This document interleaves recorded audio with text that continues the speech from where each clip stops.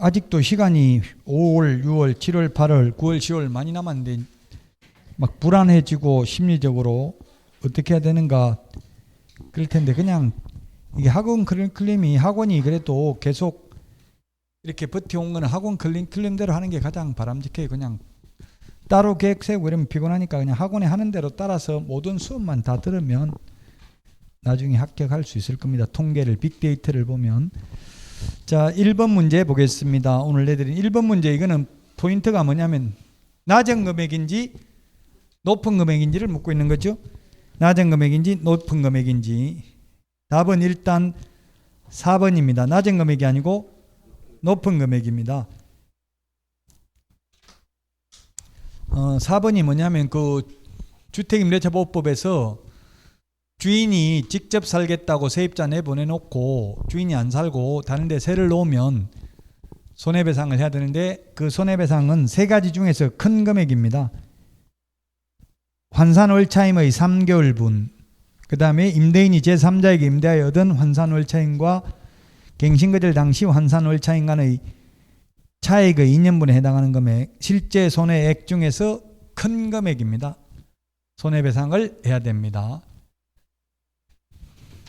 그 차기정부에서 지금 임대차 3법을 손본다 이런 걸 자꾸 언론에 흘렸는데, 자꾸 언론에 흘리고 나면 이제 야당에서도 동의를 안 하기는 좀 쉽지는 않죠. 그런데 개정한다는 부분이 이 부분입니다. 나머지는 뭐 임대차 3법 중에서 전월세 상한제, 그 다음에 주택임대차 신고제, 이거는 손본다는 말 없고요. 이걸 손보려고 하는데 법을 바꿔야 되니까 될지 안 될지는 지켜봐야 되고요. 어쨌든 그러면 주인이 팔아야 되는데, 팔아야 되는 경우에는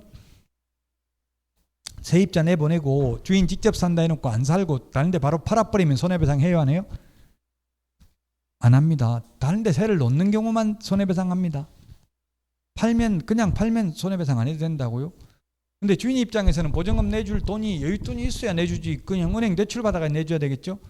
그 대출 받아가 내주고 세는 계속 안 나가고 이러면, 참 팔리지는 않고 이러면 다른 데 세를 놓을 수밖에 없다는 이야기입니다. 그럼 손해배상해야 돼. 그럼 세입자는 다른 데 세를 놨는지 안 놨는지 어떻게 할 수 있어요? 이해관계인에 해당됩니다. 아까 이해관계인은 열람할 수 있다고 했잖아요. 주민센터의 동사무소에 세대별 주민등록을 열람할 수 있어요. 임대인, 임차인 인적사항은 열람할 수 없지만 확정일자 받은 날, 주민등록번호는 열람할 수 없지만 임차인이 누군지, 임대인이 누군지 이름은 열람할 수 있어요. 그래서 여러분이 세입자 입장이라면 주인 직접 살겠다 하면, 아니면 또 주인이 산다고 하면 임대인 그대로 하면 되는데, 그럼 문자로 보내주세요. 주인 누가 언제부터 살 건지. 네가 왜 그런 것까지 문자로 받아야 되는데 이러면 나중에 손해배상 하려고요. 만약 거짓말했으면. 안 알려주면 갱신 요구를 거절하지 않는 걸로 보고 이사 안 나가겠습니다, 이렇게 문자로 답하면 돼요. 꼭 세입자는 그걸 받아야 돼요. 부모님이 산다고 하면 그럼 부모님 성함이 어떻게 되시는데 누가 언제부터 사실 건지 구체적으로 문자로 알려주시면 감사하겠습니다. 이렇게 그냥 하면 그 기수 왜 네가 그런 것까지 알아야 되냐 이러면은, 그럼 안 알려주시면 그 계약갱신 요구를 거절하지 않는 걸로 보고 저는 이사갈 준비하지 않겠습니다, 이렇게 말하면 되겠죠. 왜냐면 할머니는 성이 다를 수도 있잖아요. 할머니하고 부모 자식 간에는 성이, 아버지하고 자식하고는 성이 다를 수 있어요, 없어요?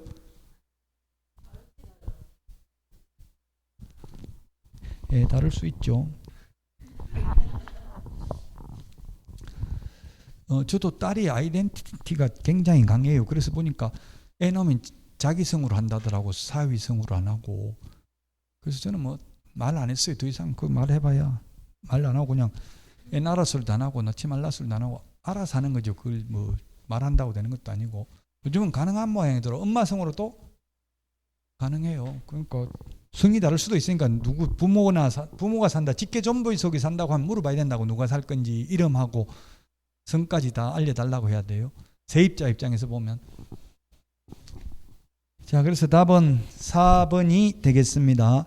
권리금 손해배상은 권리금 회수기에 1번, 권리금 회수기를 보장 안 해줘서 손해배상할 때는 낮은 금액입니다. 현 임차인 권리금 평가해가고 새로운 세입자가 지급하려는 권리금 중 낮은 금액. 그 그 다음에 2번 월세로 돌리는 경우에는 연 1할 2푼 또는 기준금리 4.5배 중에서 낮은 비율 초과할 수 없습니다. 3번은 손해배상해야 된다. 주인이 직접 산다 해놓고 안 살고 다른 데 세를 놓으면 세 놓는 경우만 손해배상합니다. 그 다음에 5번 주택 임대인이 임대차 기간이 끝나기 6개월 전부터 2개월 전까지의 기간에 임차인에게 갱신거절의 통지를 하지 아니하거나 계약 조건을 변경하지 아니하면 갱신하지 않는다는 뜻의 통지를 하지 아니한 경우에는 묵시적 갱신되는 것으로 봅니다. 그래서 주인 입장에서는 반드시 계약 갱신 요건을 행사하고 더 살 건지 물어봐야 되겠죠. 안 물어보고 가만히 있으면 6개월 전부터 2개월 전까지 밑줄 치놓으세요. 이게 옛날에 1개월 전까지 했는데 2개월 전까지로 2020년 12월 10일 날 바뀌었습니다. 바뀐 날짜가 물론 시험에 나오지는 않을 것입니다. 2번입니다. 틀린 것 기출문제입니다. 답은 4번입니다. 일단 매수 가격의 10분의 1이 아니라 경매에서 매수보증금은 최저 매각 가격의 10분의 1입니다. 그래서 4번이 답이고요. 1번은 차순위 매수 신고는 최고가 매수 신고인 신고한 금액에서 그 보증금을 뺀 금액을 넘는 때에만 할 수 있습니다. 2번은 매각 방식은 호가, 경매, 기일입찰, 기간입찰 두 가지가 아니고 세 가지 방법이다. 3번 매각 부동산 위의 모든 저당권, 근저당권, 담보가등기, 압류, 가압류는 무조건 소멸한다. 무조건 인수되는 것은 유치권, 분묘규직권, 법정지상권은 인수된다. 그래서 답이 4번입니다. 매수가격, 자기가 사는 금액이 아니라 최저 매각가격이 10분의 1이다. 5번은 항고보증금은 매각대금의 10분의 1입니다. 3번입니다. 최우선 면제 틀린 것입니다. 최우선 면제 틀린 것. 답은 5번이죠. 5번입니다. 우리 그 프린터 29번.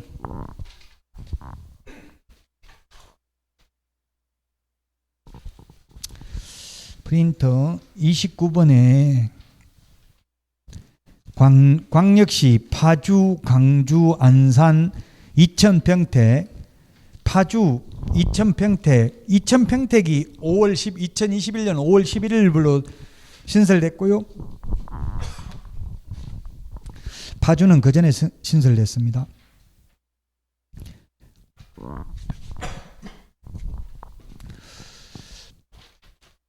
그래서 파주, 이천, 평택은 7천만 원 이하인 경우 나누기 3을 해서 100만 원 단위로 절하하면 2,300만 원까지 최우선 면제 받습니다.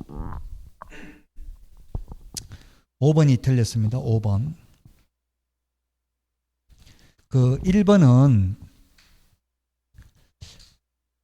김포가 신설됐습니다. 김포. 지금 김포는 집값이 엄청나게 많이 올랐어요. 그 옆에 있는 금단은 많이 안 올랐는데 그 이유가 김포가 늦게 이게 규제지역으로 지정이 돼서 그래요. 그 김포가 집값이 많이 올라가지고 지금 김포도 이제 과밀억제권에게 준하는 보호를 받는다고요. 김포 1억 3천만 원 이하인 경우 4,300만 원까지. 그 다음에 2번은 주택, 상가 모두 최우선 면제는 2분의 1 범위 내에서만 받는다고 했죠. 자, 그 다음에 3번은 계약기간 끝나기 6개월 전부터 2개월 전까지 갱신거절 통지 안 하면 묵시적 갱신된다. 그 다음에 4번 하나의 주택에 임차인 2명 이상이고 이들이 그 주택에서 가정공동생활을 하는 경우 이들을 1명의 임차인으로 보아 이들의 각 보증금을 합산한다. 그러면 만약에 서울에서 방이 2개인데 1억 5천, 1억 5천 방 한 칸마다 따로 남편 명의로 1억 5천, 부인 명의로 1억 5천 계약해도 두 사람의 보증금을 합산해서 한 사람이 3억 채를 한 걸로 본다고요. 그래서 최우선 면제 한 푼도 못 받는다는 뜻입니다. 3번에 5번이고요. 그 다음에 4번. 4번 매수 신청 대리 보수에 관한 설명으로 틀린 것은 했는데 답은 5번입니다.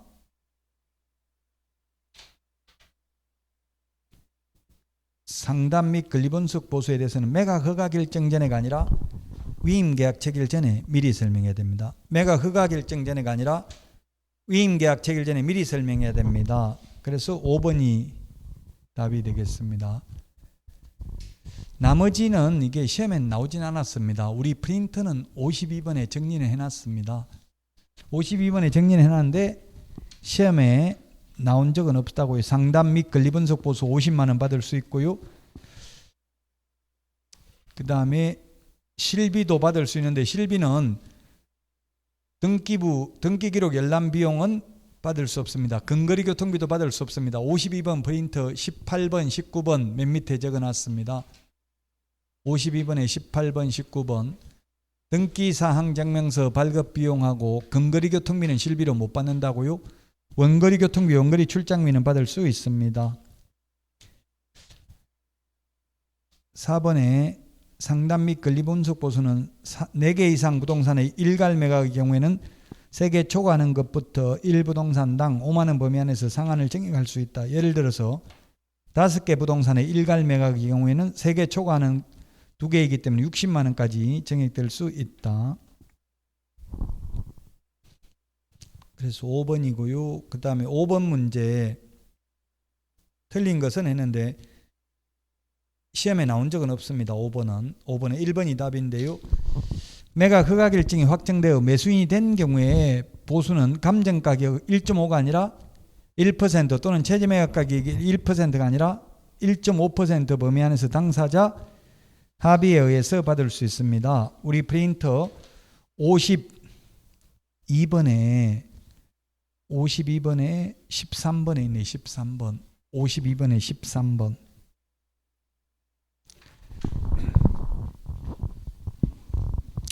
예를 들면 1억 유찰되면 그 다음 8천만 원 또 유찰되면 여기서 20% 깎아줘서 6,400 이렇게 됩니다. 자, 그러면 1억에 낙찰 받아주면 1억 최초 매각 예정가 이게 감정가격입니다. 감정가 1%면 100만 원 받을 수 있죠. 근데 더 싸게 최저 매각 가격이 떨어지면 8천만 원에 낙찰 받아주면 1.5%니까 얼마예요? 120만 원이죠. 120만 원 1.5% 하면 58, 40 120이죠. 80만 원 곱하기 58, 40 120만 원 맞죠? 그러니까 최선을 다해서 싸게 사주라는 이야기입니다. 그러면 1억에 낙찰 받아주면 100만 원밖에 못 받을 걸 8천만 원에 낙찰 받아주고 120만 원 받으면 서로가 좋은 거잖아요. 개업공개사도 보수를 많이 받을 수 있고 위민도 싸게 사서 좋은 거잖아요. 그래서 받겠다고 1.5% 1% 순서가 반대로 해야 됩니다. 5번에 1번이 시험에 나온 적은 없습니다. 6번입니다. 틀린 것인데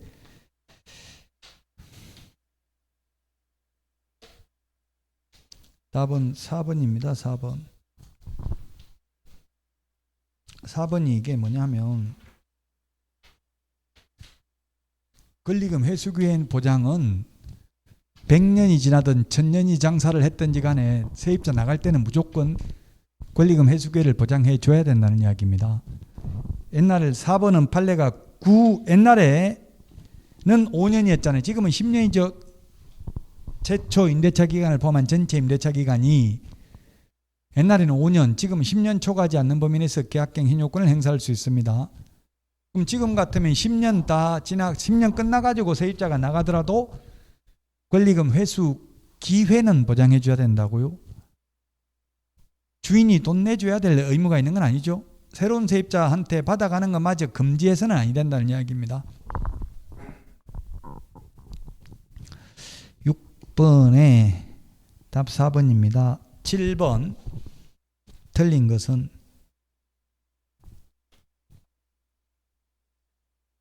1번 지방법원장은 매월 매수신청 대리인 등록 행정처분 및 신고된 사항을 다음 달 10일까지 법원 행정처장에게 통지해야 되고요.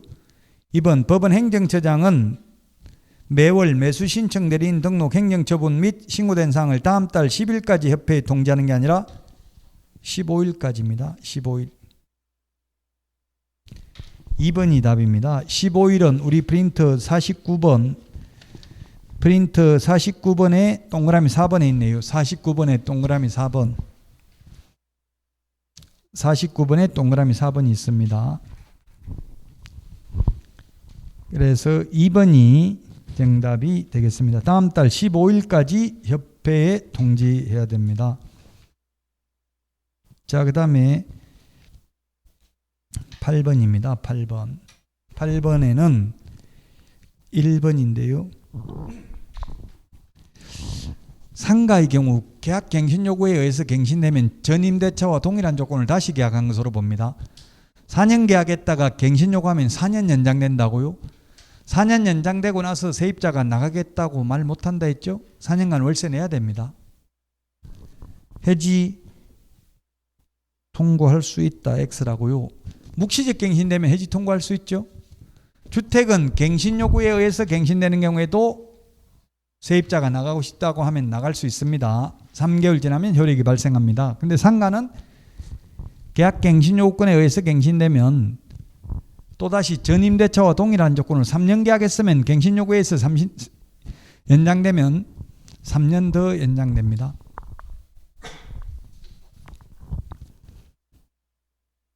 (3년) 연장되는데 세입자가 2년만 장사하고 나가게 해달라 해주면 2년 지나면 내줘야 됩니다. 돈. 요거 안 들어주면 돼. 하려면 3년 더 연장하고 나 2년은 못 해주겠다. 알아서 해라 결정. 이렇게 해도 되겠죠. 갱신되면 동일한 조건으로 그럼 2년만 나간다고 하면 나는 1년 남은 1년 동안 계약기간 3년 했기 때문에 보증금 못 내주겠다. 이렇게 할 수 있는 거죠. 8번에 1번이 답이 되겠습니다. 9번입니다. 9번. 9번에 2번입니다. 기출문제입니다. 기출문제. 우리 프린터 53번에 교육제도가 있습니다. 53번에 그 까만 별표 바로 위에 보니까 53번 까만 별표 바로 위에 보니까 법원 행정처장이 지정하는 교육기관이죠. 지방법원장 X라고요. 법원 행정처장이 지정하는 교육기관에서 교육을 받아야 됩니다. 기출문제 이렇게 나왔다고 2번처럼 법원 행정처장이 지정하는 교육기관에서 교육받아야 되고 교육의 유효기간은 사정교육은 1년이라고 했죠. 교육받고 1년 안에 매수 신청 대리인 등록 안 하면 다시 받아야 되고요. 그만두고 나서 1년 안에 다시 매수 신청 대리인 등록을 하려면 교육 안 받아도 된다. 1번이 답입니다. 9번에. 10번입니다. 상가금융대처보호법에서 서울에서 환산보증금이 9억 초과하는 경우에도 적용되는 것이 뭐라고 했습니까? 제가 임시 표준 대개 권해라고 했죠. 답 2번입니다. 2번.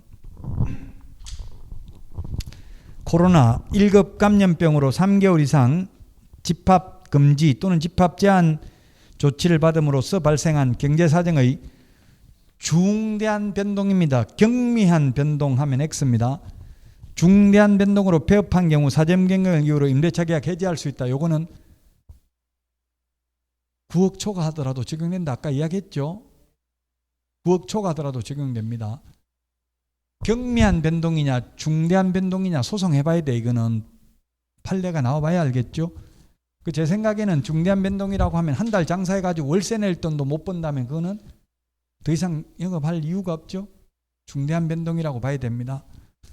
근데 매출액이 그 코로나 있기 전보다 한 달에 뭐 10,000원 줄어들었다고 그거 가지고 중대한 변동이라고 볼 수는 없겠죠. 이를테면 그 이제 소송을 아직까지 판례는 없으니까 그냥 법조문 그대로 나온다고요. 그 법조문 중대한 변동인데 경미한 변동하면 X입니다. 중대한 과실인데 경미한 과실 하면 X잖아요. 중대한 과실인 경우는 임시 표준 대개 권해 요것만 9억 초과하더라도 적용되고 9억 초과하면 적용 안 되는 게 최단기 존속기간, 월차임 전환율 1년에 5%밖에 못 올린다. 임차권 등기 명령, 우선 면제, 최우선 면제 이런 거는 적용이 안 됩니다. 자, 오늘 여기까지 하고요. 특히 건강관리 잘 하시고 다음 달에 이제 처음부터 새 출발합니다. 다시 다음 달에 찾아뵙고 마치겠습니다. 수고하셨습니다.